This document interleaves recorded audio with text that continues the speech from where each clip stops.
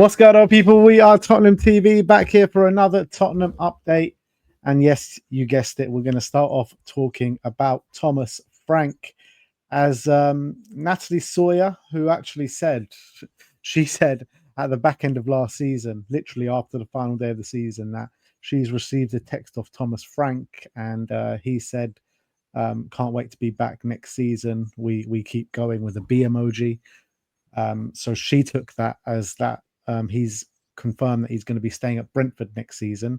However, she's been on TalkSport today and says that she reached out last night to people she knows that are very well connected with the club, and Thomas Frank is completely done deal to Tottenham, and it's now about negotiating with who Frank's staff comes over to Tottenham. But a bit of conflicting reports as well, because Tom Barkley says that Brentford are still yet to hear from Tottenham over Frank. John Cross says that Spurs are likely to step up their pursuit on Frank in the coming days. I guess that's not really conflicting, because I just find it odd that Spurs haven't made contact with Brentford yet, and I find that quite hard to believe. Yeah, I doubt that's true. I think they probably have, and I think there's some way in activating that release clause and getting this deal done, in my opinion. I think whether they've made an official approach or whether they've been talking to intermediaries or all these different things, there's definitely been contact. I find it hard to believe that Brentford have no idea that Tottenham are going for Frank or anything like that. It must be, I think Tom Barkley either must be behind or whatever, because I reckon this deal is going to be swiftly done. We know that, given that Ange got sacked on Friday, we don't, obviously, I'm sure Tottenham don't want a situation where this drags on, do they? They want this done as swiftly as possible. It has to be done in the first few days of next week, surely. Yeah, I'm sure that's what they want. So I think, look, and Natalie Sawyer, she seems like a pretty respectable. Obviously, she used to work for Sky Sports, and was she a Brentford fan as well? So I think, you know, there's no reason for her to say that kind of stuff in a public forum if she's not pretty sure that it's true. And yeah, I think this is getting done. And obviously we've heard about Tottenham sacking a few backroom staff of their own, so I'm sure they're going to be, that's in a view of Frank bringing his own people in. Yeah.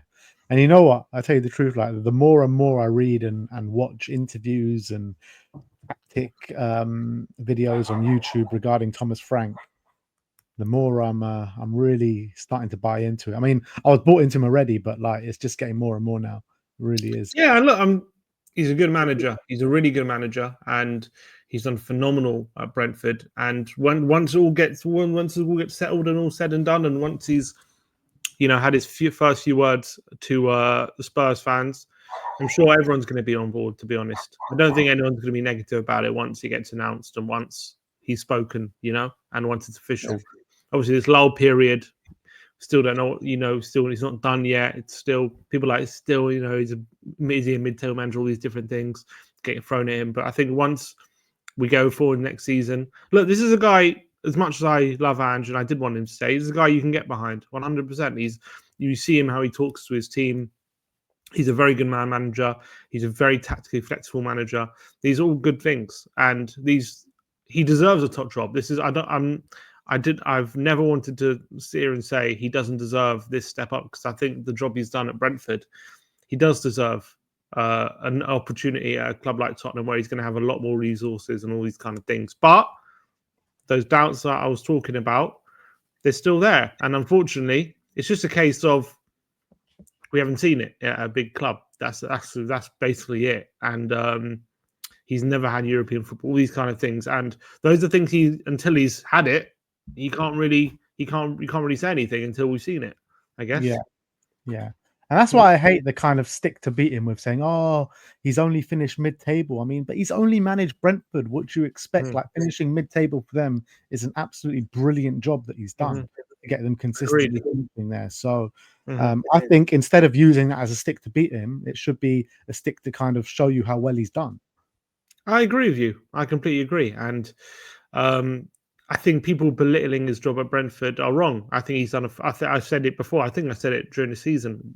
Every season they stay in the Premier League, it's pretty much a miracle given how much they spend. And given that the Premier League table very much correlates, if you look at it, with wage spend, very much, like nearly 1-to-1, but like it's really accurate prediction of where you're going to finish is that way. The fact that he's been in the bottom three, spending a lot less than a lot of the teams that come up on wages, and is able to not only outperform them, but 2 seasons in the top half as well. It's a phenomenal job. So I'm very intrigued, and it's going to be. I'm going to probably start to get excited a bit once it gets announced. Right now, I'm still like, Start already, mate. Start getting excited. I'm not already. excited yet. I still think it's the sensible choice, in my opinion. Whether it's a choice that's gonna once it's all said and done, we'll see. It's more of a choice for me that's like just to stabilize our league position, and is it a choice that's gonna get us glory nights like Bilbao? We'll have to wait and see, but I hope so. This is an interesting quote from a former member of Frank's staff, Brian Raymer. He says that Tottenham have always been my favourite club. At Brentford, we always joked that if we were going to move from Brentford, it was always going to be to Tottenham. It's a club that has some challenges over the past seasons, but there's quite a bit of work ahead for them. But Thomas deserves that chance. He's done a fantastic job. So they've always been joking in the back end. Next time we're going to go to Tottenham.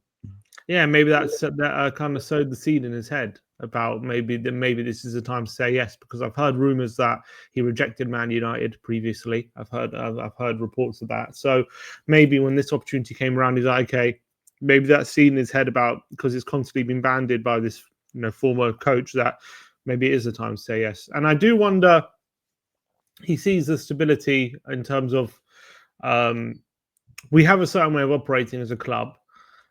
In terms of the hierarchy, and maybe he looks at that and thinks, as much as yes, they don't spend the money or really push the bar out like others like Chelsea or City or whatever, but this is a budget or stability at the top end that I can work with. But the problem is right now there's not stability at the top end.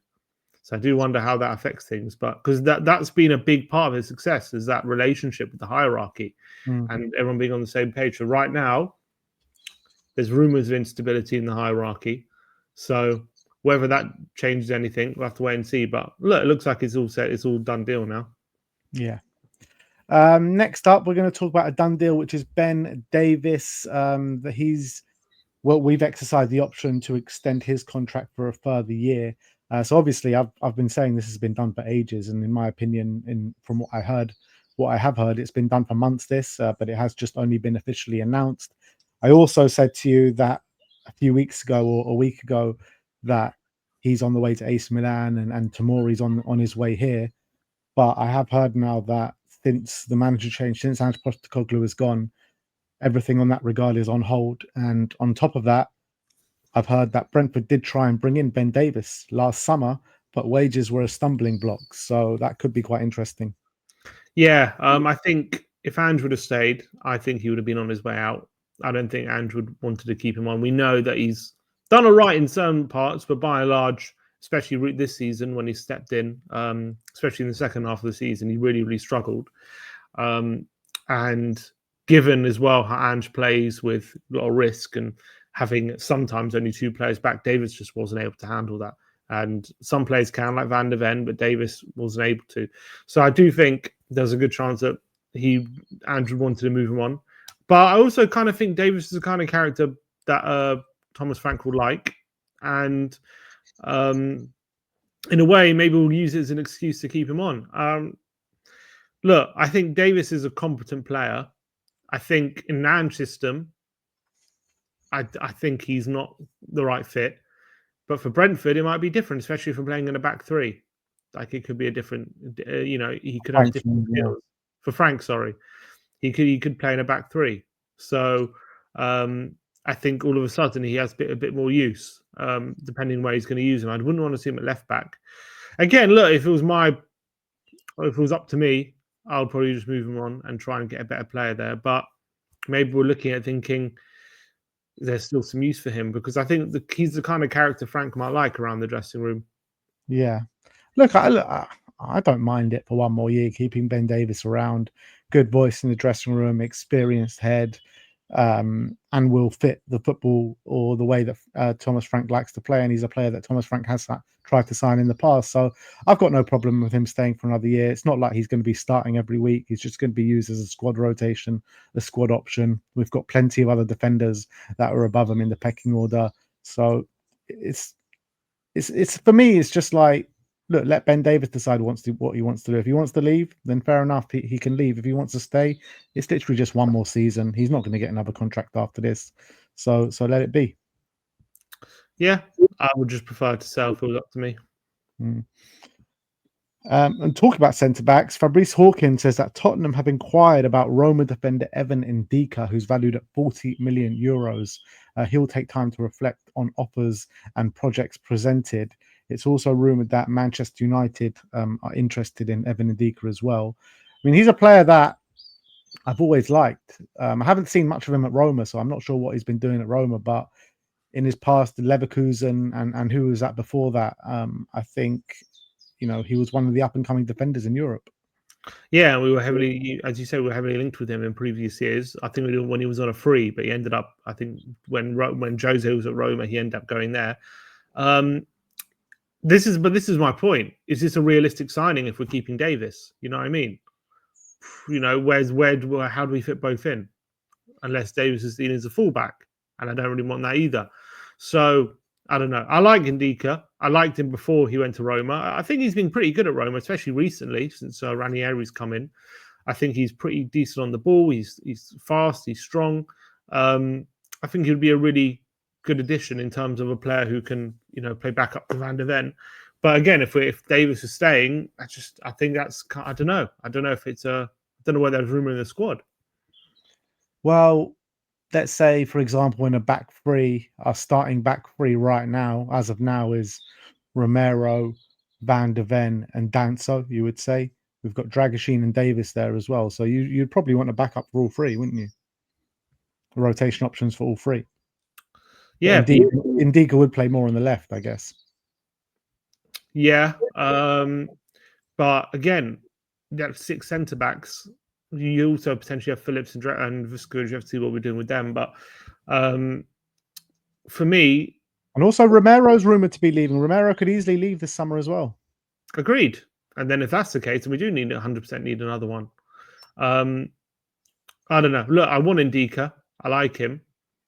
But we've already got such squad limitations. And if Davies is staying, I don't know if we sign another left centre back. That's what I'm worried about. Yeah, and look, I get that. And we do kind of have to plan for the future. So maybe. What if Frank decides we're going to play a back four, and then all of a sudden we've got 6 centre backs? Yeah. I guess to bring in Ndicka, you more or less have to move on Davies, don't you? Because he is coming in as a left centre back. That's what he's going to come in as. I would say, unless you think about Davies as back up to a doggy, which might happen. But you know full well the club, if any bids come in, they'll listen to them and they'll probably accept them, and it'll be up to Ben Davies to make that decision. Mm-hmm. And if he does make that decision to go, then you're massively upgrading with an Evan Ndicka. 100%, and that's what I want for the squad. That's why it's a bit annoying that we've given him an extension, or he signed that extension. But look, he's not a bad player. I just think it's time. I think it's time we just move on from him. Yeah, you're probably right, to be honest. But he's just been such a good servant, loyal servant. I still think he's got some values. Obviously, I would like to move on from him in the long term. And look, if you gave me a choice, just like yourself, like obviously I'm taking Evan Ndicka over Ben Davies. That's just like a no-brainer, isn't it? Mm-hmm. Every year we talk about upgrading him. That's what we do every year. Yeah, it's true. It's true. Yeah. I mean, it is time, but look, he's got that contract now, and it's just about if bids come in. If they don't come in, what can you do? Joao Pedro has been linked with us today. Pedro Almeida says that Tottenham are making a move for Brighton player Joao Pedro, which is an interesting one for me because I don't think we go for him. If this is true, this report is true, I don't think we go for him if Richarlison is still here. I can't see us having all three of them, Solanke, Richarlison, and Joao Pedro. Hasn't had the greatest season in terms of goal output. I think he scored 10 goals, 5 of them penalties. He's a good player, though. He's a really good player, and I like him. Very smart player. He can drop deep, knit the play together, take on his man. Very aggressive. Has that bit of a hot head in him as well. If you saw that that sending off he got towards the end of the season, where he was banned for 3 games. 70 million they want for him, though, and also Newcastle have been heavily linked with him, and apparently have gone as far to agree personal terms with him. Yeah, and obviously they're looking to replace Callum Wilson, who's left on a free this summer. I really like Joao Pedro. You've got to remember, he's still only 23. You know, it seems like he's been around for ages because he was at Watford for a bit in the Championship, and now he's had a couple seasons at Brighton, and I think he's been really good for them. Yes, maybe last season he did score a lot of penalties, but I think all in all, it's like 16 goal contributions. He does get a lot of assists. He is quite creative. He's very good at dropping deep. I do kind of have a few question marks when he kind of leads the line as the lone front man. I think 100%. Sometimes he can get a bit bullied, and sometimes he physically he's not like he can't really hold the ball up as well as. And that's why they've gone for other players like Welbeck a lot of the time up front. I think he's much better when he's either shadow striker, maybe dropping a bit deeper. That's why he's at his best. So replacing Richarlison with him, there's some question marks, but I think I think Frank is clever enough to kind of make that work potentially. And as well, we know that Frank does like to play in the front two as well. He does like to play 2 up front at times. So I think it could work definitely. And I think what's really good is he's a hard worker. He does put his foot in. He's not one of these strikers in the front line who just doesn't do his defensive duties. He does, and he's very creative. And he is a good finisher when he gets the opportunities. And I think he's getting better for Brighton. I think it'll be a really decent option for 70 million. It's expensive. Don't get me wrong, but I don't know. It's a going rate for these kind of players now. If you want someone prem proven, I know you got the lap for 30 million, but he's on a release clause for a relegated club. But that's the kind of fee you're going to have to pay if you want a prem proven striker. Unfortunately. Yeah, look, I like him. I just like sometimes I watch him and I'm just like, is this guy going to end up being the player that we all thought he was going to be? Because I thought his first season or his second season, how many years he's been there? 3 years or 2 years now? I think 2 years at Brighton. Because I thought his first year he looked dynamite at times, and then this year I think he's been a bit up and down, to be honest. And he was out of the team quite a bit in the early stages of the season. But then sometimes you watch him and you're like, wow, there's a proper player here. So I think he's still got a bit of development to do. But yeah, he is. We talk about the penalties that he scored, but out of the 5 penalties he's scored this season, he's actually won 3 of them. So that shows you, like, it's not just people saying, "Oh, he only gets penalty goals." He's actually winning those penalties. So I think that's a value as well.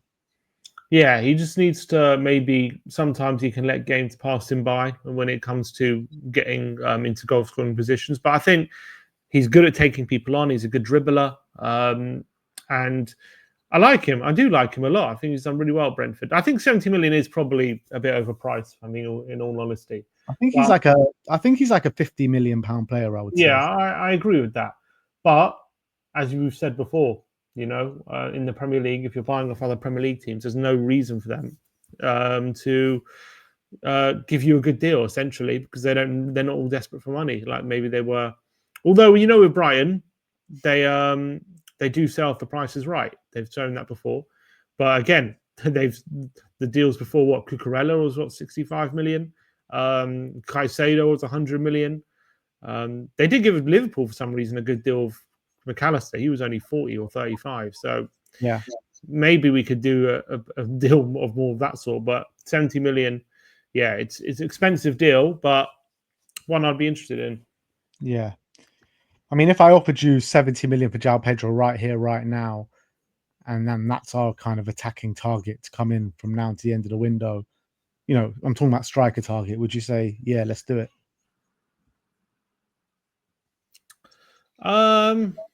Probably, yeah. I'll probably do it. I don't know who on the market is definitely better than him that we're going to get. I don't know. Yeah. Yeah, look, I'm not sure. I'm undecided on it, but I'm sure, like, if it gets further than just these kind of rumors at the moment, I'll probably get a lot more excited about it and find ways why he's definitely going to work at this football club. But I do like the dynamic of potentially having him and Solanke in the same team. Get Solanke where, like how Bournemouth used him, box in the box, and get Joao Pedro just dropping back a bit. I think that could work really well. I agree. And last but not least, the Sun are reporting that Middlesbrough midfielder Hayden Hackney is now on Tottenham's radar. We've heard that, we've been linked with him over the past couple of years. Middlesbrough just sacked their manager, failed to make the playoffs in the Championship, and he fancies himself as a Premier League player, and he's got his sights set on the Premier League. Spurs scouts apparently are off to Slovakia to watch him for the England under-21s as well. And we're looking for a midfielder. So is Hayden Hackney one that you'd be interested in? Him, Holt, get all the youngsters in. Why not? I've heard a lot of good things about Hayden Hackney. I think he's had a great season for Middlesbrough. You obviously, I think everyone is looking at what's happened with Adam Wharton and thinking you don't want to miss out on the next one of him, basically. So, he's not a teenager. He's 22 years of age. Yeah, was okay, but he's still young, and he's come from the Championship. Yeah. But I mean, if I brought you the conversation now of Adam Wharton, right, and Adam Wharton was still in the Championship, you'd be rolling your eyes at that. I'm not rolling my eyes at him, actually. I'm just saying we have a lot of young midfielders, and we need more experience now. Hayden Hackney might be able to do a job straight away. Maybe our remit's changed since Andrew's left. Maybe we're not necessarily looking for an experienced one, or maybe we're looking for one more as well. But again, if we sign Hackney, does that mean and we are going to potentially sign an experienced midfielder on top of him? Does that mean two midfielders are going potentially? And who are they? Is it going to be Bentancur? Is Bentancur and Basuma leaving potentially? And then they're both in their last year of their contract now. We've been hearing about these Bentancur contract rumors for so long now. Nothing's happened on it. I've got a feeling. Is that good? If we were to sell Basuma and Bentancur and bring in a Hayden Hackney alongside like a Joao Pedro, I think that'd be brilliant. Brilliant. Yeah. You think that's better than just bringing in a Pedro and replacing with Basuma? You'd rather Hackney than Bentancur. I'm saying if they're leaving. Oh, if they're leaving. But I'm saying, would you not rather keep Bentancur potentially? Bentancur's a better player than Hayden Hackney, obviously. I'm not saying he's not. But I'm saying if they're both going to be leaving, we know we want to replace Basuma. Say Basuma for Paulinho, fine, brilliant deal. But Bentancur is obviously, getting itchy feet with this contract decision. He's not signing it. Apparently, he's had one on the table, and maybe it's one of those that he wanted to play for Postecoglou and he wants to leave now. Like, if he wants to leave, I would bring in Hayden Hackney. Okay, I like the sound of Hayden Hackney. I know a lot of people are very excited about him. Again, it seems like more of a number 8, but again, now Ange is gone. That position doesn't need to be specified in terms of 6s and 8s potentially. Like I think box midfielders are maybe more what we're going to be going for. So, yeah, look, I think he's one who's been brilliant this season for Middlesbrough. So, be interesting. And last season and the year before, he's a really good player, man. I haven't seen him play week in, week out in the Championship. I can't say I have, but when I have seen him play, I remember, was it last year that they played Chelsea in the semi-final of the Cup? Was that last season? I watched him and I thought he was absolutely brilliant. Mm-hmm. Yeah, but we got Gray as well. He's going to probably play more midfield. You've got Bergvall, you've got Sarr. Do we want to add Hackney into that? Maybe we do. I don't know. Well, let us know your thoughts in the comment section below. Would you like to see Hayden Hackney at the football club? Very experienced Championship midfielder. Can he make that step up? He's played. I'm just looking at his stats now. I mean, he's been a starter for Middlesbrough for the last 3 years in the Championship. I mean, if he's good enough, now's the time for the step up, isn't it? 22 years of age. 100%. Apparently, Paul O'Keefe was asked if the rumours of Mbeumo being hijacked by Spurs are fake, and he said not entirely. Not entirely. Come on. Let's get that hijack. Let's get that hijack done. Come on, let's do it. That's the one transfer, in my opinion, that's possibly a potential that is just going to get the fan base so excited. 100%. If we can get in Mbeumo over United, that would be something special. Yeah, 100% agree.